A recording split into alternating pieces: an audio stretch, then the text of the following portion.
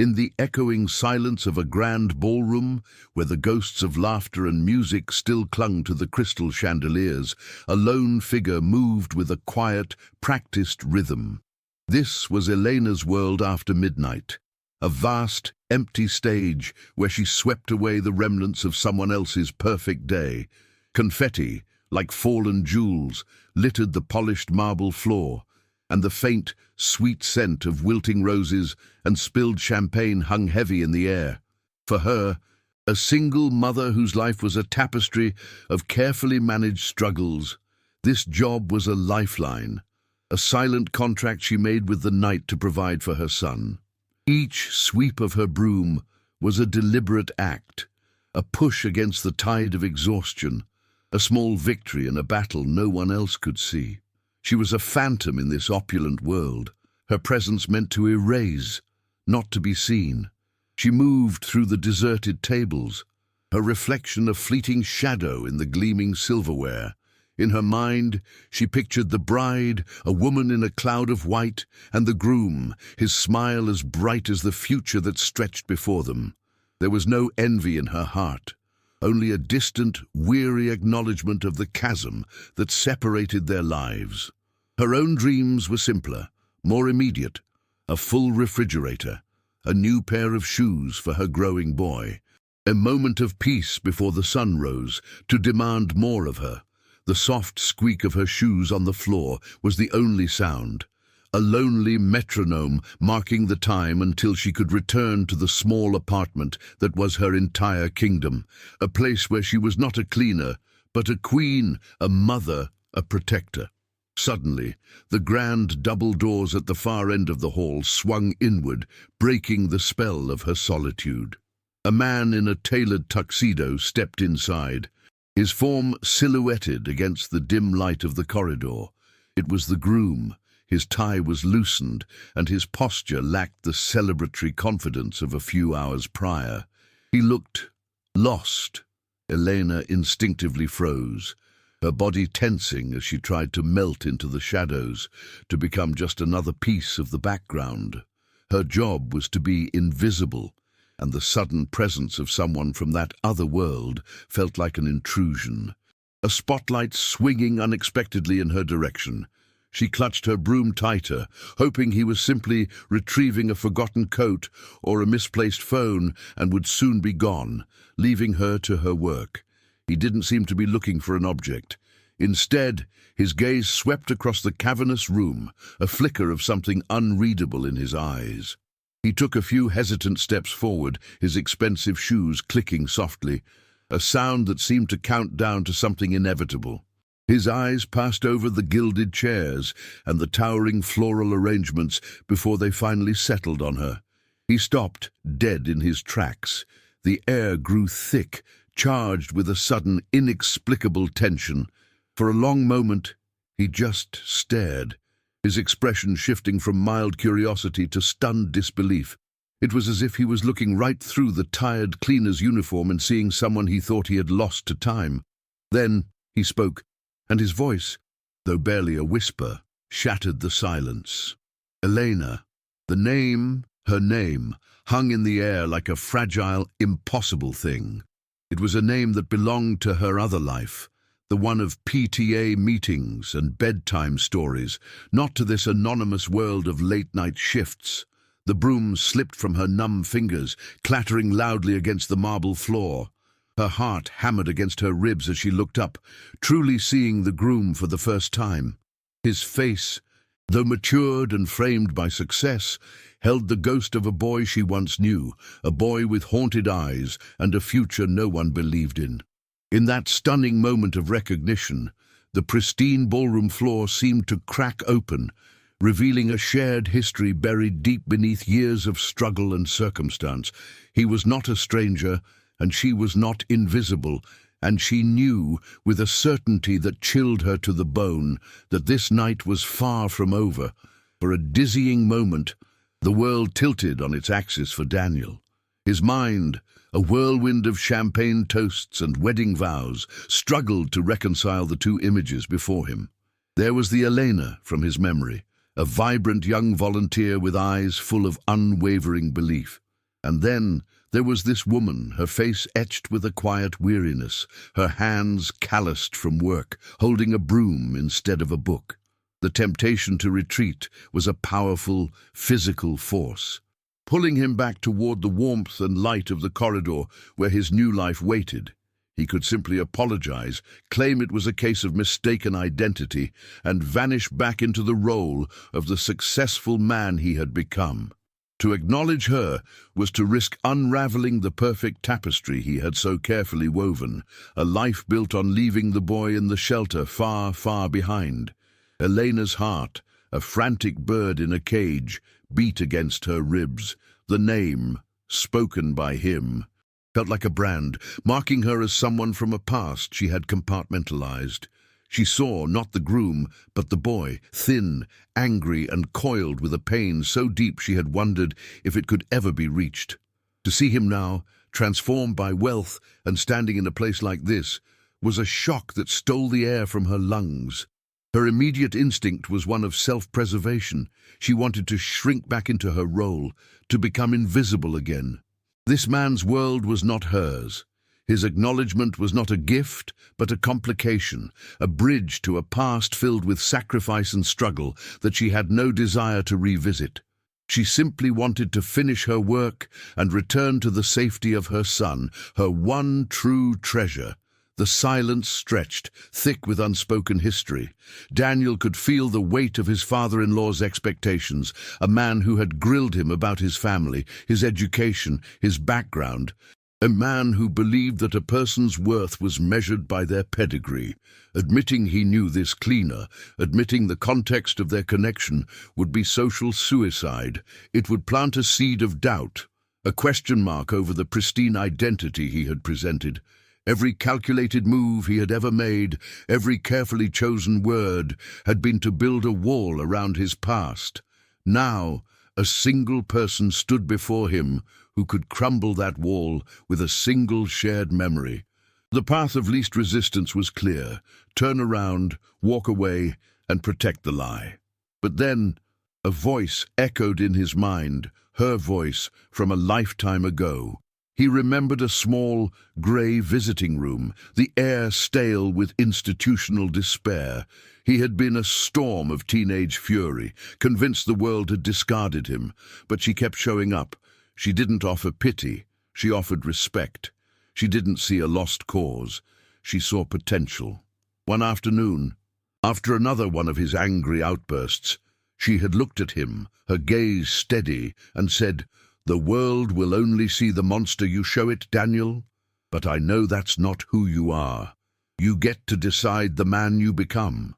That simple, profound belief from a near stranger was the first brick in the foundation of his new life. Every success, every achievement, every step away from that desolate place was built upon the hope she had given him when he had none for himself. His choice became clear, solidifying from a murky doubt into a crystalline certainty. To deny her now would be to betray not just her, but the very man she had inspired him to be. It would render his success hollow, his happiness a sham.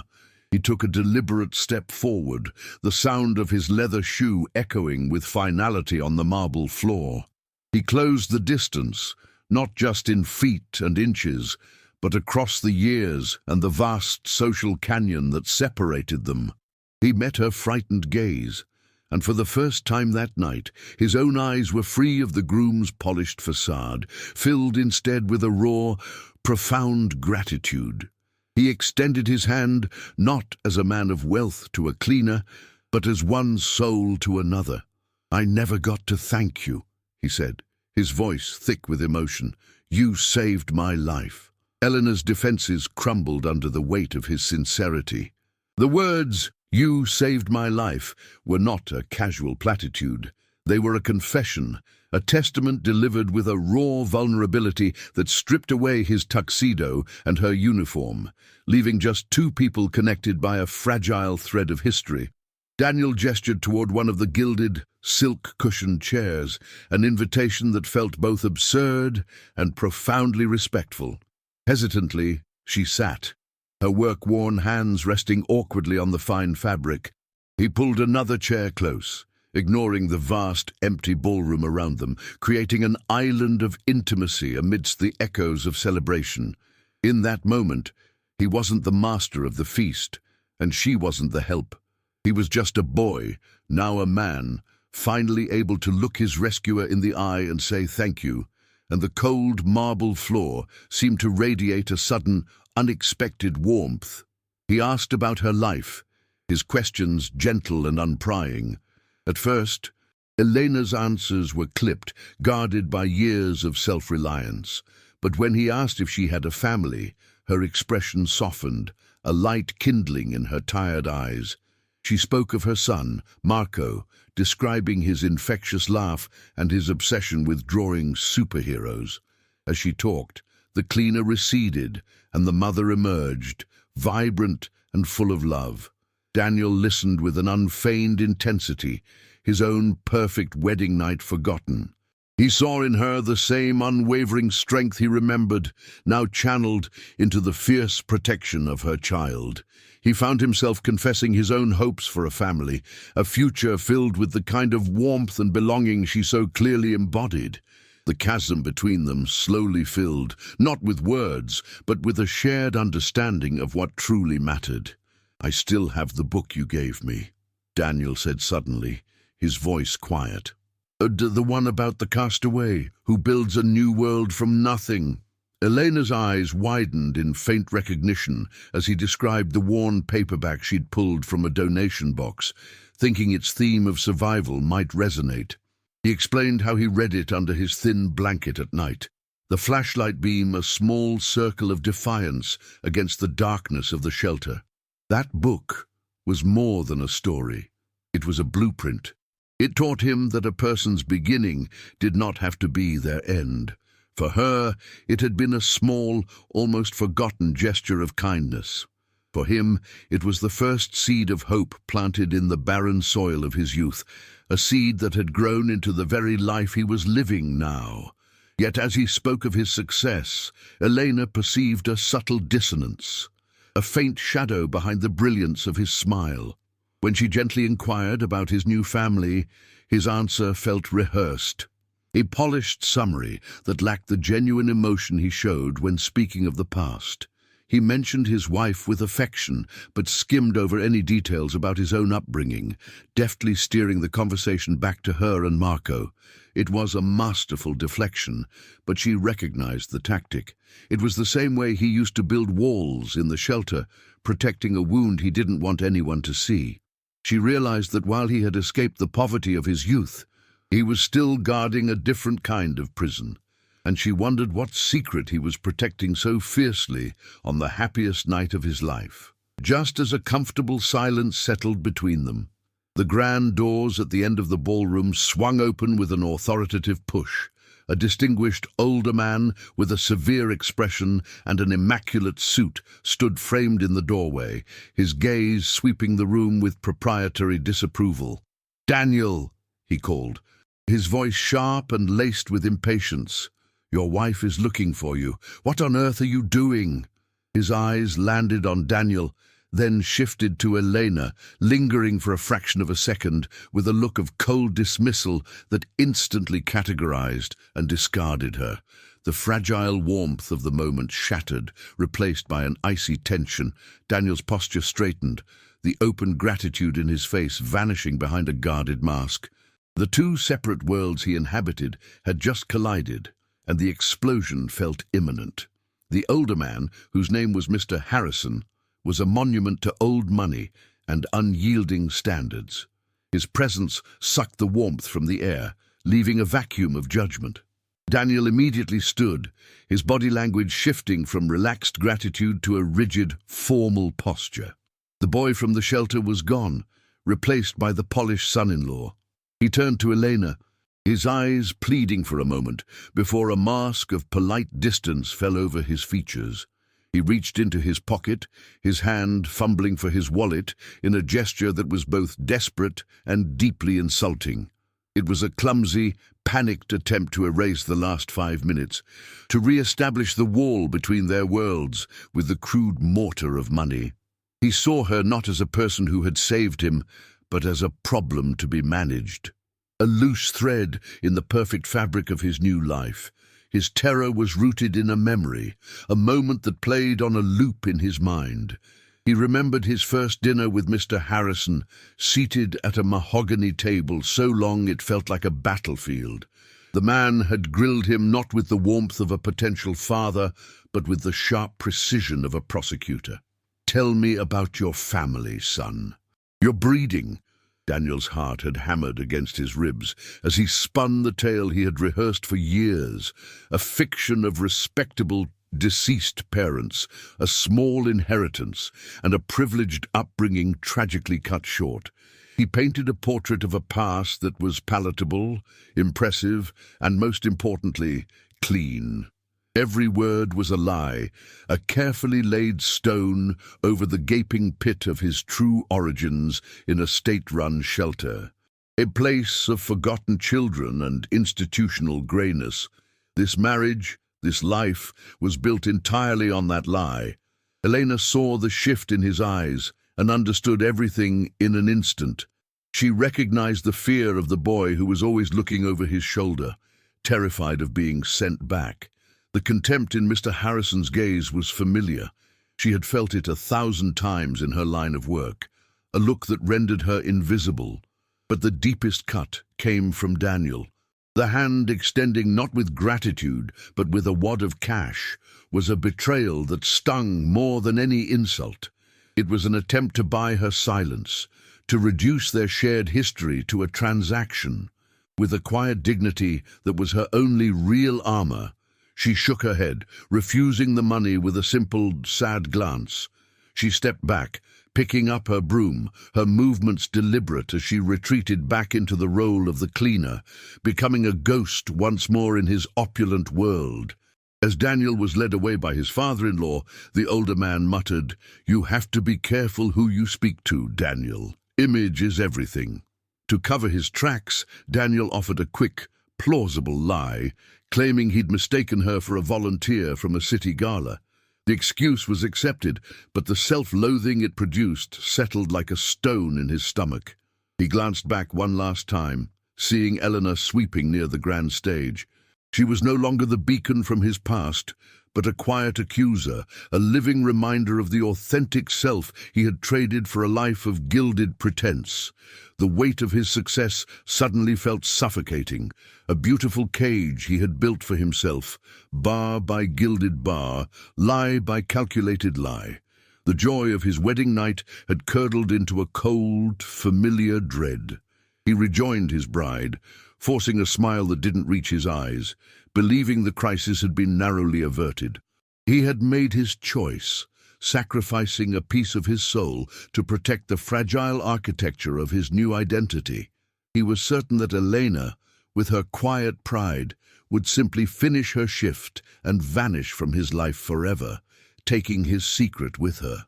He had successfully navigated the collision of his two worlds and felt a bitter, hollow sense of relief. But what he didn't know, as he raised a glass of champagne to his lips, was that fate had a different plan. He hadn't noticed that in his haste a small, worn book, the one about the castaway, had slipped from his tuxedo pocket and landed silently in Elena's cleaning cart, waiting to be discovered. The next morning, the city awoke under a blanket of grey, drizzling rain that mirrored the exhaustion settled deep in Elena's bones. As she prepared to leave for her son's school, her hand brushed against something hard in her cleaning bag. It was the book. She pulled it out, its cover softened and creased with age. The Castaway, a wave of memory, potent and bittersweet, washed over her. She opened the cover and saw the inscription she had written all those years ago in a hopeful, looping script. To Daniel, never stop building. E. He had kept it. Through everything, he had kept this small piece of his past. The thought was a painful twist in her heart. This book wasn't just paper and ink. It was a testament to the boy he was. A boy he was now desperate to bury. She knew, with a certainty that felt like a heavy stone, that she had to return it. It didn't belong to her, and more importantly, it didn't belong in the trash. She found herself standing before the Grand Hotel later that day, feeling even more out of place in the bright, bustling lobby than she had in the empty ballroom. The air here was different, alive with the crisp scent of money and the low hum of important conversations. Approaching the polished mahogany front desk, she felt the familiar sting of invisibility as the concierge initially looked right through her. Summoning her courage, she explained that she was a cleaner from the previous night and had found a personal item belonging to the groom, Mr. Daniel Harrison. The concierge's polite smile tightened with a hint of suspicion, but he reluctantly picked up the phone. Elena clutched the old book to her chest, feeling its worn edges press into her palms, a small, tangible piece of a past that suddenly felt dangerously alive in this world of pristine surfaces. A door to a private office suite swung open, and a woman emerged. Elena's breath caught in her throat. It was the bride, but today there was no white gown, no veil, no soft romantic glow. She wore a tailored navy blue pantsuit, her hair pulled back in a severe, elegant knot. Her expression was not one of newlywed bliss, but of sharp, focused authority. This was not just a bride. This was a woman in charge. "You have something for my husband?" she asked, her voice calm and clear, but her eyes held an analytical intensity that surveyed Elena from head to toe. Elena, feeling her own simple clothes like a costume of inadequacy, could only nod mutely as she held out the faded paperback. The bride, Amelia, looked down, her perfectly manicured hand reaching out to take it. Amelia's fingers brushed against the worn cover, and a strange stillness came over her. She read the title aloud, a soft, questioning whisper. The Castaway. Then she opened it to the first page, and her eyes fell upon the inscription. The professional mask she wore cracked, just for a second, revealing a deep and startling confusion. She looked from the handwritten note up to Elena, her gaze now piercing. Stripped of all politeness. "My husband," she said, her words slow and deliberate, each one landing like a precise, cold drop of rain, told me he lost everything from his childhood in a house fire. He told me he had no family heirlooms, no photographs, nothing. The silence that followed was immense, a vacuum that pulled all the air from the opulent office, leaving only the weight of an exposed, monumental lie. In that heart-stopping instant, the world beneath Elena's feet dissolved. This wasn't a simple case of a man being ashamed of his humble beginnings. This was a grand deception, a complete fabrication of a life, presented to the one person he should have trusted most. Daniel hadn't just built a wall around his past. He had dynamited the entire foundation and constructed a beautiful, hollow mansion in its place. And Amelia, the powerful woman standing before her, was the unknowing resident of that fragile home. Elena realized, with a sickening lurch, that she had not simply returned a lost book. She had unwittingly handed Amelia the key to Daniel's secret prison, a key that could unlock a truth so devastating it would surely bring his entire gilded world crashing down around him. She was no longer a ghost from his past. She was the catalyst for his future's ruin. When Amelia confronted him later in their impossibly pristine hotel suite, it was not with the fiery rage he might have expected. Her anger was a far more terrifying thing, cold, silent, and absolute. She didn't raise her voice. She simply placed the worn copy of The Castaway on the polished coffee table between them, the cover facing him like an indictment. Then she laid out the facts of his deception with the calm precision of a surgeon dissecting a terminal illness. Each word was a clean, incisive cut, exposing the rot beneath the surface of their life together. A house fire, she said, her voice a flat, emotionless line. That was the story, a tragic, clean slate. Daniel stood frozen, the lie he had lived for years unraveling thread by thread under her glacial gaze, feeling the opulent room shrink around him until it became a cage of his own making. His immediate response was not remorse, but a surge of panicked, wounded pride. He felt cornered, humiliated, and stripped bare before the one person whose opinion he had come to value above all others. He tried to explain, his words tumbling out in a clumsy rush, attempting to frame his monumental deceit as a necessary act of self-preservation.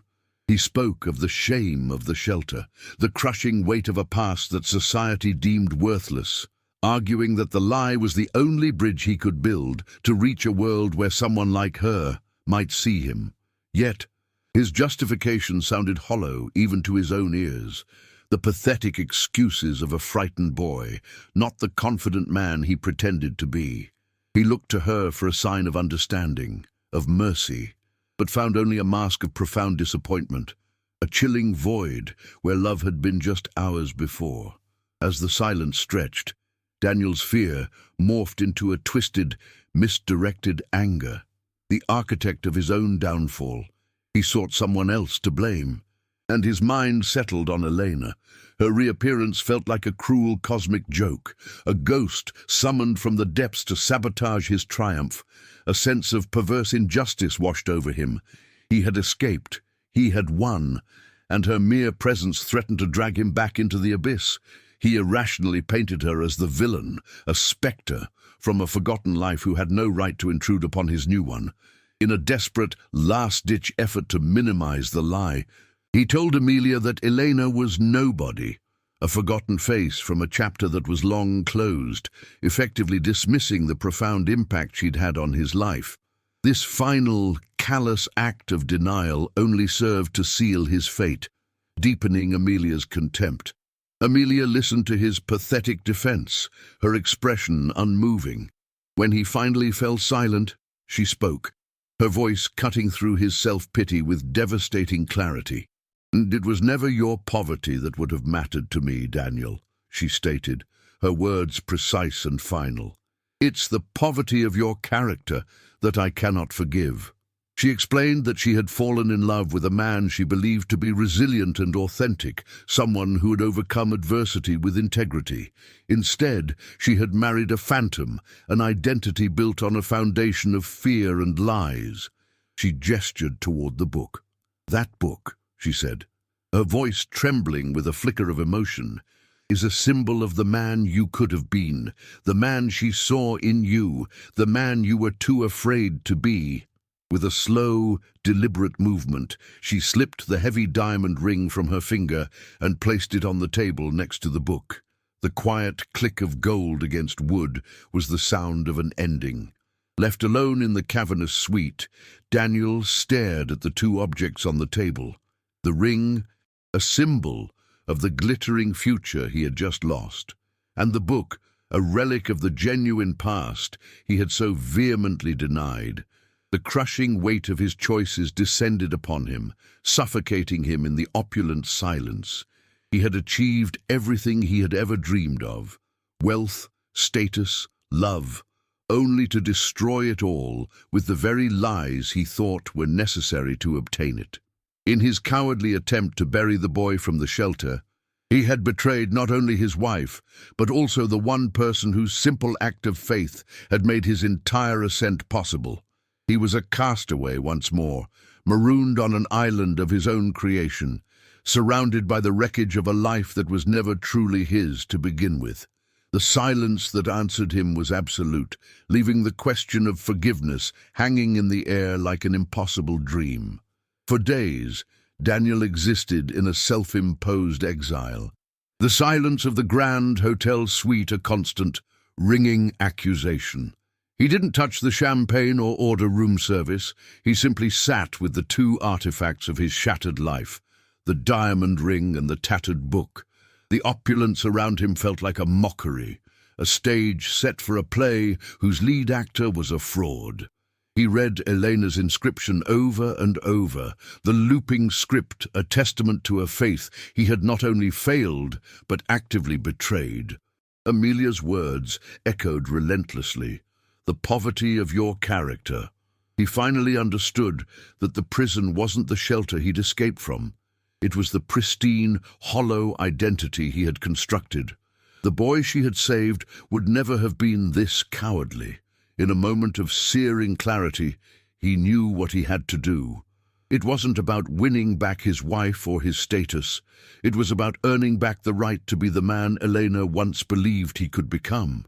His first act as a free man was to dismantle the lie. He sought out the hotel's event manager, not with the arrogance of a wealthy client, but with the quiet humility of someone asking for help.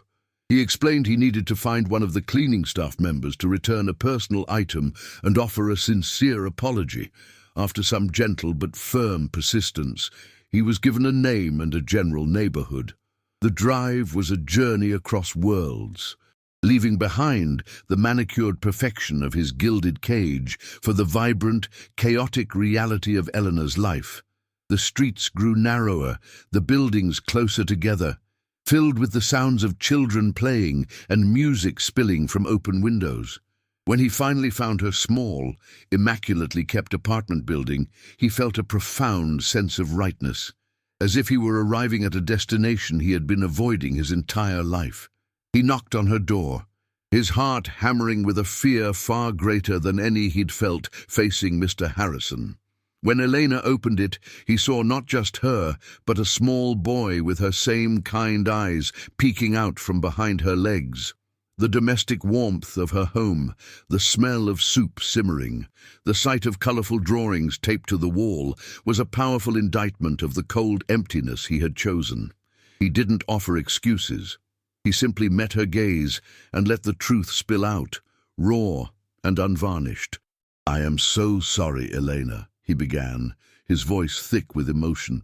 "You gave me a foundation to build a life on, and I tried to bury that foundation in shame, offering you money, pretending I didn't know you. It was the most cowardly thing I have ever done. I told my wife everything, the truth, about the shelter, about you, about the book. I had to." Elena listened, her expression shifting from surprise to a deep, knowing sadness. She saw not the successful groom who had dismissed her, but the haunted, defensive boy she had once mentored, now trapped in a man's body. There was no anger in her heart, only a profound empathy for the weight he had clearly been carrying. She invited him inside, a simple gesture of grace that broke through his remaining defenses. "Daniel," she said softly, her voice a balm on his raw shame. "The boy I knew was a survivor. Survivors learn to build walls to protect themselves. Sometimes they build them so high they forget how to find the door." Her forgiveness was not a pardon, but an act of understanding, a quiet acknowledgement of their shared history and the scars it had left. In that moment, she gave him a gift far greater than the book. She gave him back a piece of his own humanity. As a fragile piece settled in the small living room, the sound of a luxury car pulling up outside was an intrusion from another world. Daniel's body tensed, but before he could react, there was a soft knock on the door. Elena opened it to find Amelia standing on the threshold, her face a mixture of uncertainty and resolve. She hadn't come to confront but to understand.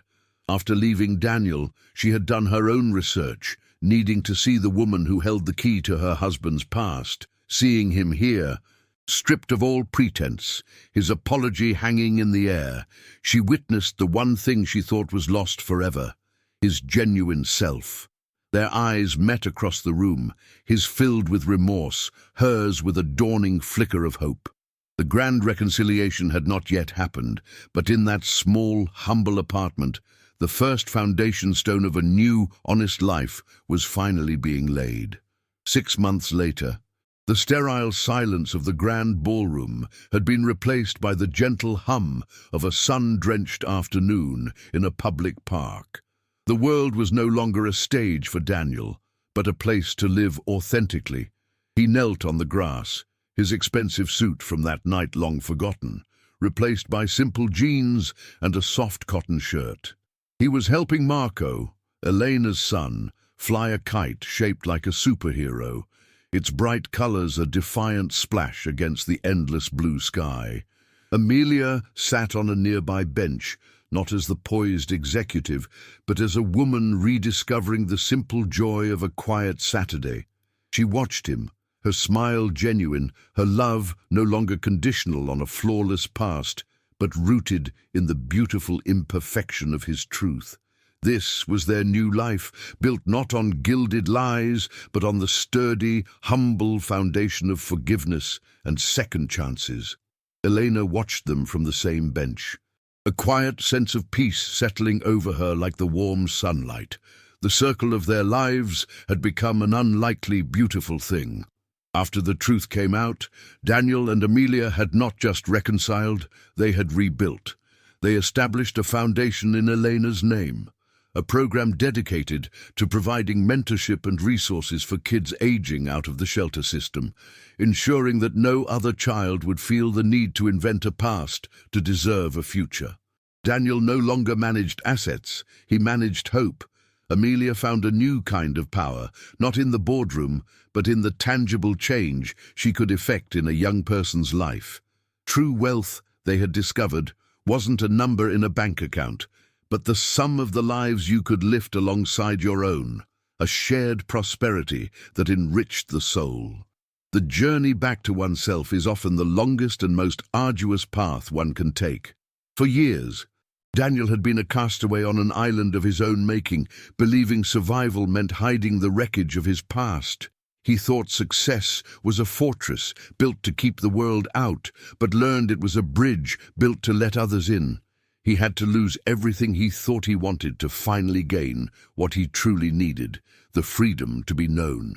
For it is a profound truth of the human heart that we are not defined by our beginnings, but by the courage with which we confront them. Sometimes, the greatest detours in our lives are not mistakes, but the universe's way of guiding us back to the shore where our most authentic self has been patiently waiting for our return. That single, almost forgotten act of kindness, a worn paperback book given by a young volunteer to a hopeless boy, had sent ripples across time, its impact immeasurable. It was a quiet testament to the fact that no gesture of compassion is ever truly lost. It can lie dormant for years, a seed of hope waiting for the right moment to break through the hardened soil of fear and shame. Every one of us holds the power to offer such a gift, a moment of belief that can become the cornerstone of another person's life. If this story of a connection that transcended time and circumstance resonated with you, consider sharing it. You never know whose life you might touch, reminding them that their past is not a prison, but a prologue to the incredible person they are yet to become. As the afternoon sun began its slow descent, painting the sky in hues of orange and gold, the kite soared high above them, a symbol of their collective, uplifted spirits. Marco's laughter echoed through the park, a pure and perfect sound. Daniel caught Elena's eye, and in his gaze was a lifetime of gratitude that needed no words. Amelia reached for his hand, their fingers intertwining in a silent promise of a future built on honesty. There, in the fading light, was not a groom, a cleaner, a wife, and a child, but a family, forged not by blood, but by the enduring power of empathy and grace. It was a portrait of redemption, a quiet reminder that the most beautiful ballrooms are not made of marble and crystal, but are the simple, sunlit spaces where we finally have the courage to be seen.